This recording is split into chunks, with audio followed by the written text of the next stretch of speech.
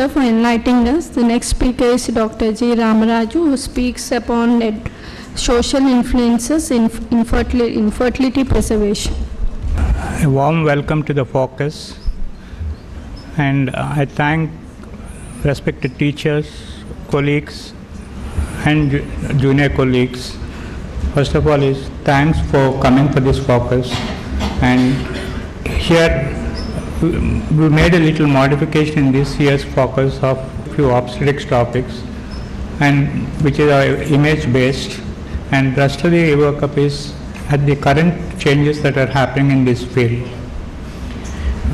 One of the most significant thing that has happened in this decade or in the last couple of years, or to be more precise, in the last 7 years, the advent of Italian law in reproduction made a lot of difference.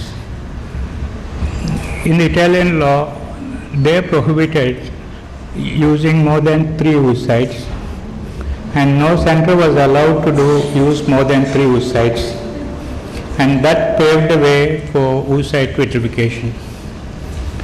Earlier, they were able to use as many oocytes as they want. Because of the corruption practices, the government came with a proposal that no clinic will have using more than 3 oocytes of a single person. That made a situation where a lot of excess oocytes were left or thrown off. This situation has given an opportunity to the research people of that country to work on vitrification, because they did not have any deficiency of numbers of trying out different protocols.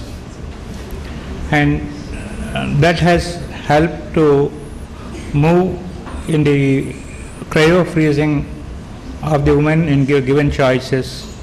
So you have a sperm freezing which is in the 1953, then you have an embryo freezing which is in the 80s.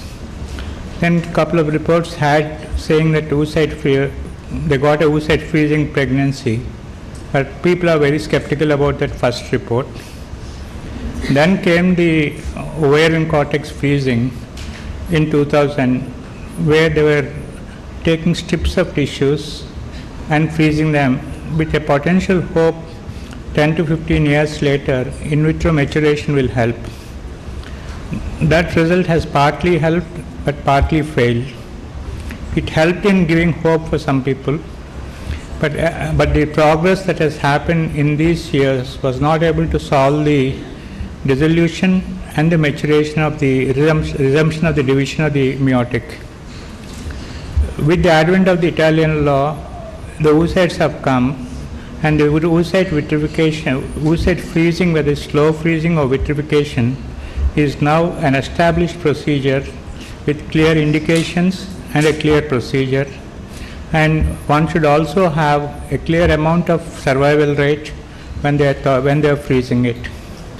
The biggest advantage of all these techniques is you are able to preserve and stop the metabolism in a suspended state for years together.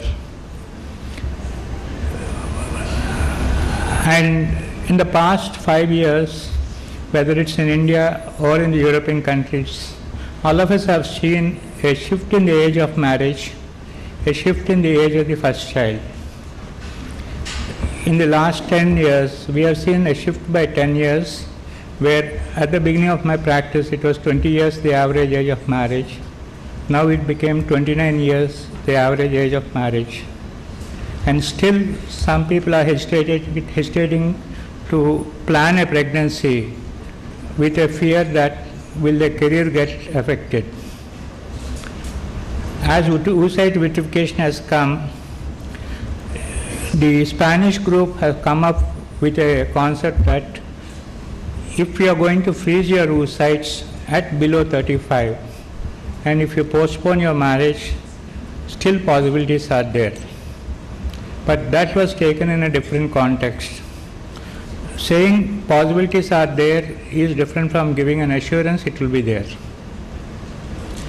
A lot of times in the freezing, you have the medical freezing where you are freezing it for a particular health situation, and a social freezing where the demographic and the social changes that are happening in our country or world, which are making women not to have time to their primary procreation which nature has brought them in the first place. And they're trying to postpone it by freezing them. One of the biggest problem in that freezing protocol is, if somebody is freezing the oocytes, the average number of oocytes that should be frozen should be 25 and above. We think in terms of 4 or 5. Yale follows a protocol where if they get 25 or more, then they say it's sufficient. Then they leave the option for the lady whether she can store more. The one common mistake people think is a live oocyte need not be a best possible oocyte. At the same time, as these less than 35 years women were going for oocyte freezing, the elder women which are at 37 to 41 have also started freezing it, hoping that by the time they marry they will be 45. But the reality is, age-related genetic changes in the oocytes can't be prevented. Essentially, the problem is a spindle protein defect, and that spindle protein defect comes with age.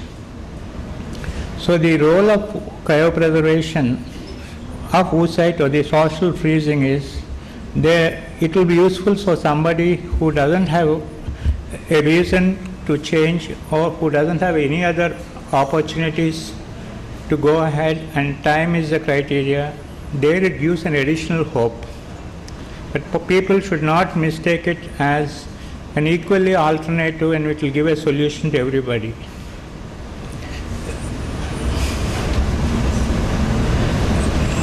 When we come to the cryopreservation aspects, the basic fertility aspect, the health aspect, and the age effect, that's the three things we look at.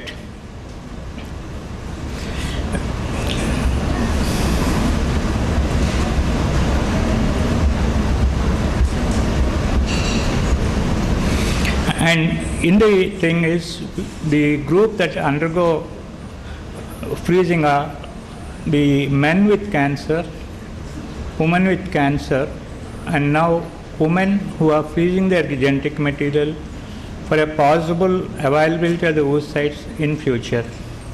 In these three groups, the indications and the amount of tissue that is taken and the number of oocytes or the sperms that are taken are quite varied.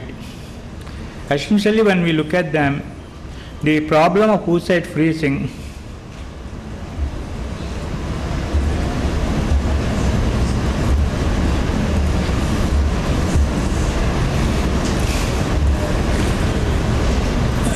and with the advent of social freezing, the concept of the tech-savvy people thought it's a straight answer. And by seeing this ad, the system is giving a false hope, saying that you can choose the right moment to have a child. But that is totally untrue. But since technically it does not fall on the ambit of law, so that advertisement is still going in, where it says like you can choose your child, and people are thinking to have a promotion, then look at a pregnancy. But some of them will fail to reach their dreams and then get shattered that the technology has cheated them.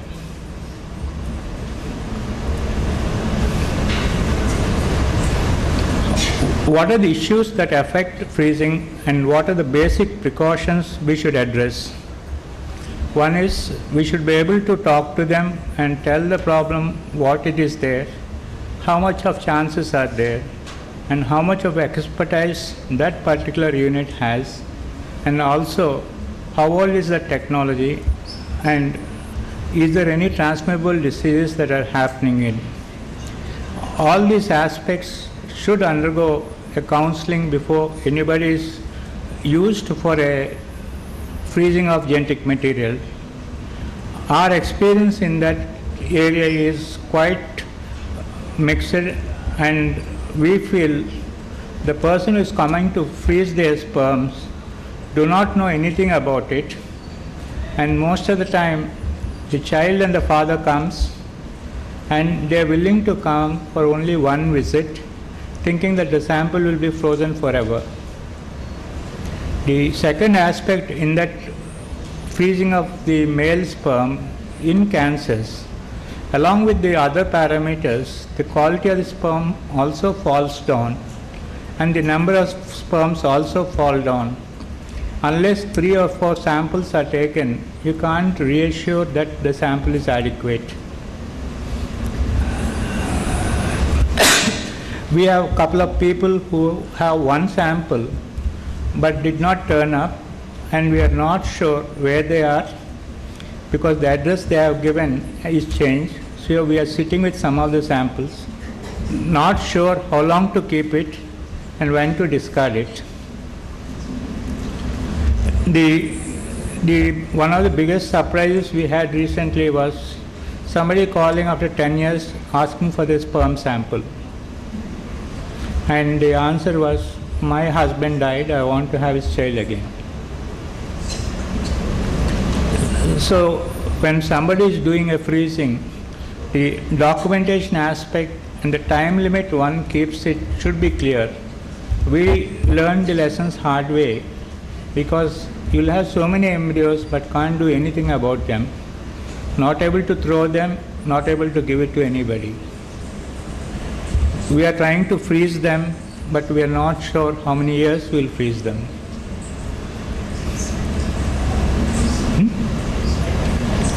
Really?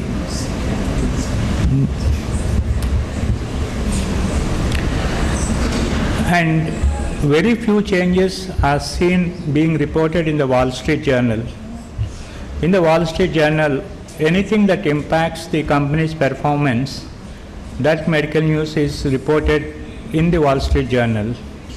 And here, the ethics of egg freezing, are the companies right to give the lady a chance and a money to get the eggs freeze, or are they doing it as a manipulation so that the workforce does not go into leave for the next 5 years? A skilled workforce of a particular level, if they go for a pregnancy, all of us know that person can't be replaced, and a void that can be filled up never happens till that person comes back. So in an industry where 40% of the people are working and where the women are of the reproductive age group, the advent of pregnancy leaves and the paternal or maternal leaves and the cost that involves for giving them free reimbursement for oocyte freezing is much cheaper.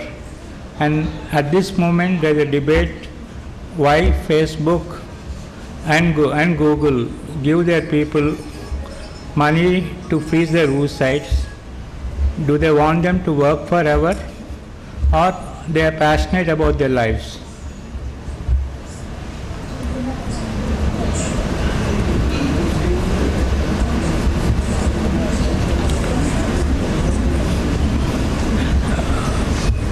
When it comes to the children who have malignancies, in this decade, the survival people who are coming in post-cancer are many, especially the leukemia group, the Hodgkin's group, and a couple of other things are there, that is the retinoblastoma, then osteosarcoma, brain tumor, neurofibroblastomoma, where after 10 years they are coming to the clinic asking, can they father a child? So when it comes to a child, doing an orchidectomy or taking a testicular biopsy in him is practically very difficult, because if you do a testicular biopsy, sometimes you are removing the entire testicular tissue. In a normal situation, if somebody does a testicular biopsy, 10% of those people, if you follow up, they develop testicular atrophy. In Germany, it's mandatory for any patient who has testicular biopsy to have a test at the end of 6 months of testosterone levels for for 2 consecutive 6 months. So here we are not seeing that because we don't know it happens.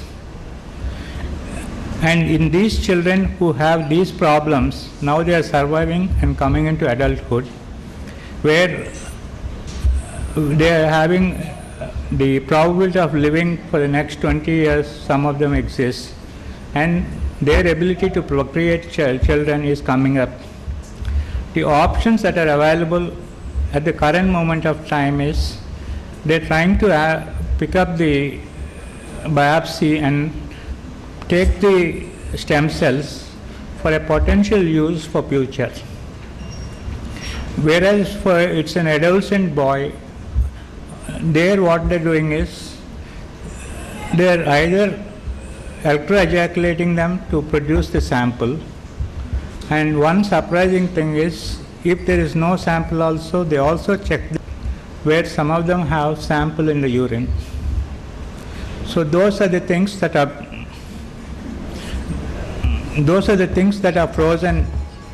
What is the workup one should do when a male comes for a preservation of the sample?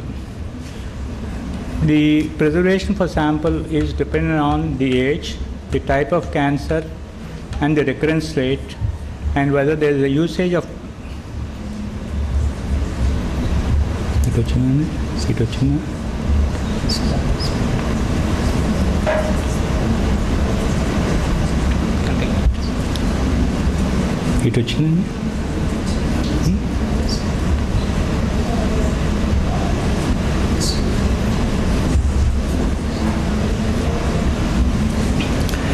wherein they're looking at the type of the subgroup of malignancy and the disease and the chemotherapy that is used and the radiotherapy that is used.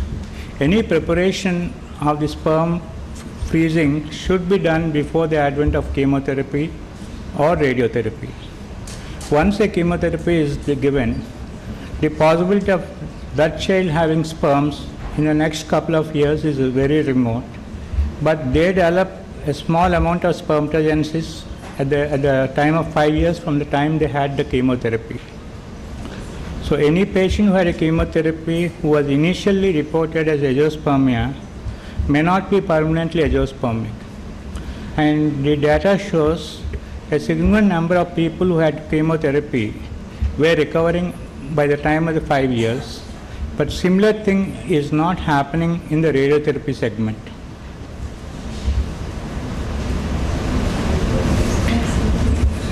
Here when we talk to the patient, we have to tell the patient that here we are trying to preserve your fertility issue, and in our system what we see is we are ill prepared to handle that situation. We are ill prepared to talk to the boy, and even if we talk to the boy, we are not able to communicate anything clearly to the boy.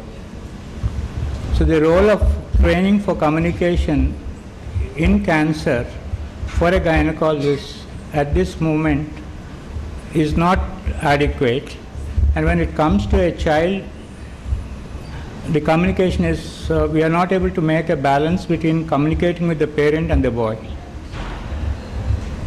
But the American Cancer Society recommends the boy should be individually counseled, because some of them, once they go to an adult, they are questioning why they were not consulted or informed at that time.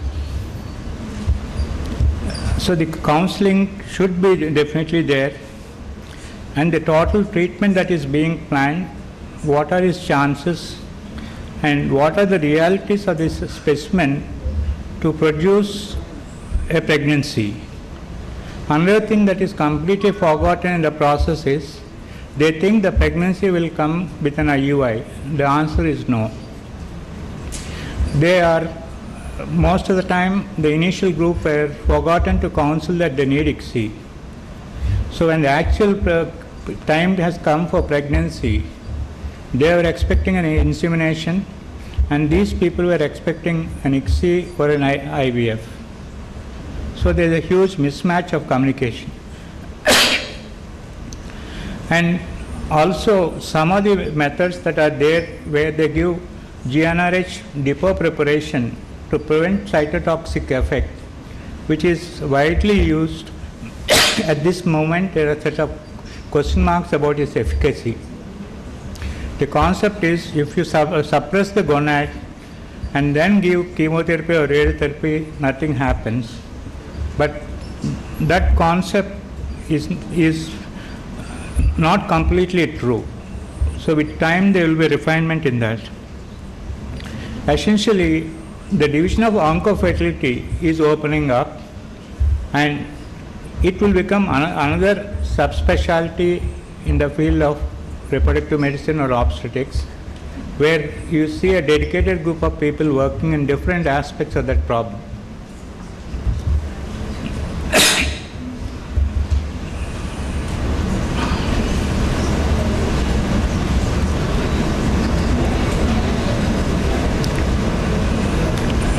When you're looking at these people who are prepubertal, pubertal and postpubertal, in the postpubertal and the peri phase, the data shows sperms will be obtained.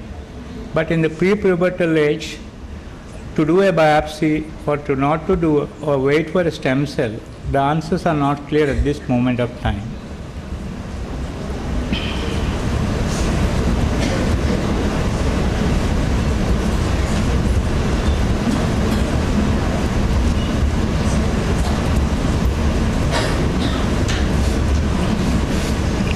The recommendations that are being given is, one is we should be able to communicate the problem very clearly. Second is tell the pros and cons of that technology at this given moment of time. Third is what is the sequence or a possibility of this communicating into another malignancy at a later point. And the fourth is how long can they wait.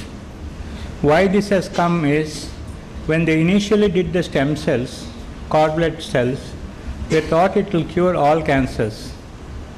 Now, a child who has a leukemia is a contraindication for stem cell. And when 10 years back it was thought it would be used to treat leukemias, and now they know that some of the stem cells also are transformed to malignancy by the time. So when you are re-injecting those stem cells, they are ending up producing a malignancy.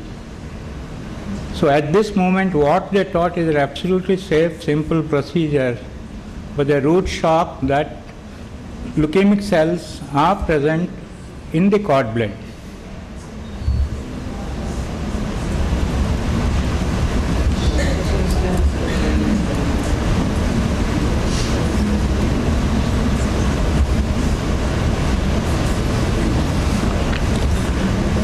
When it comes to a female, we have option of freezing the ovary, which is very inefficient at this moment of time. Option of oocyte, which is quite efficient.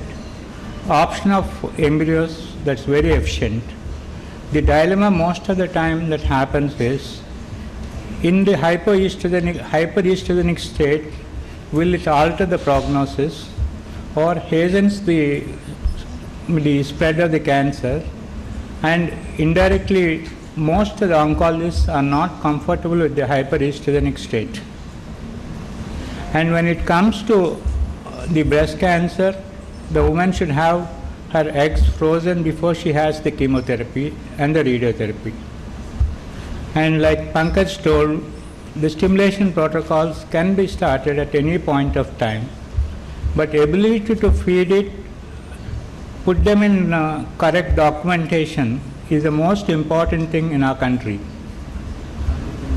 Because when you look at our country, if somebody goes and asks, where is Global Trust Bank, everybody will put a blank face. That is not even 12 years old. So when a bank disappears in our country, the stem cells or these, I'm not very sure, I'm very skeptical about it.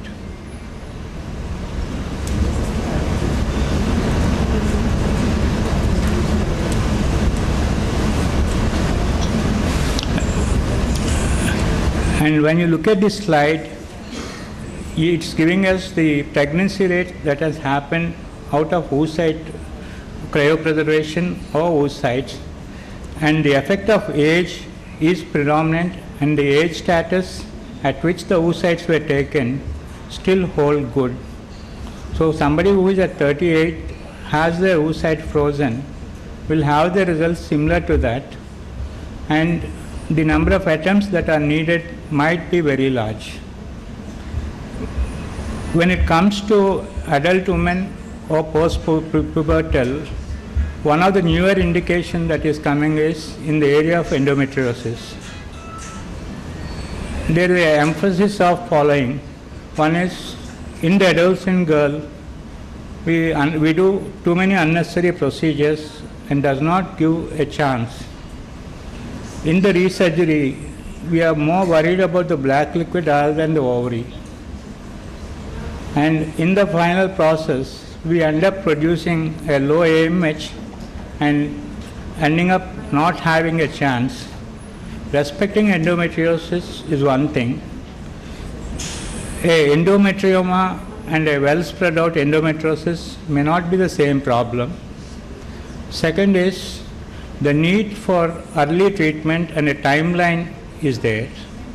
And the current indication is, if somebody is not marrying, they should go for oocyte freezing. That's one of the good indications that exist at this moment of time.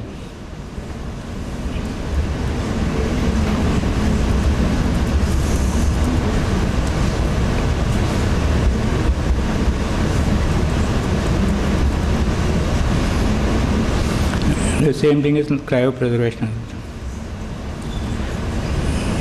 And in an young girl, the complete ovary, which is saying in, will take little more time, because the ability of able to culture the ovary in an efficient way of producing oocytes into 100 numbers is not working at this moment of time. But the pregnancy rates that are coming in with the transplant of the ovary are far too many compared to the in vitro maturation of the oocyte. People who have retransplanted the ovary had reported pregnancies. People who have attached the ovary in the ovarian fossa as strips, there also spontaneous pregnancies are reported.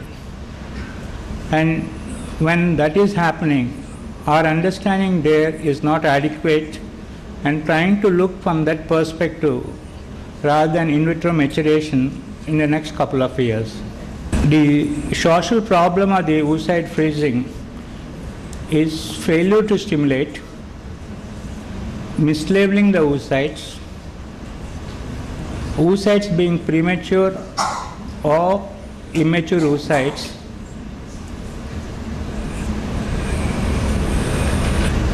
third is inadequate number of oocytes, because half of the people who have an altered malignancy in the body will have a suboptimal response.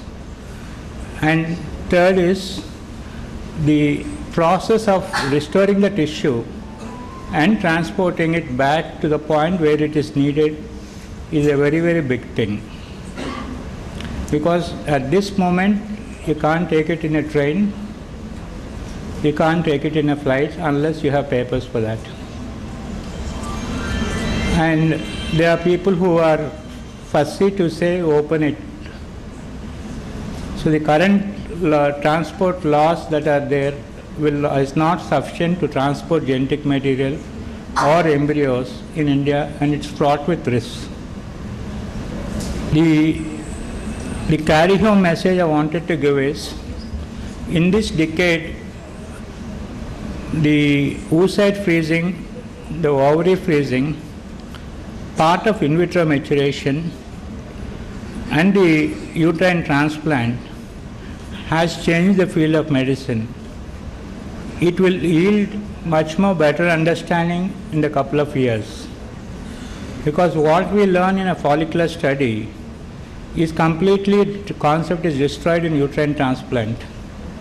Still pregnancies are coming. That means some of our understanding of uterus may be wrong. I thank one and all for the patient hearing.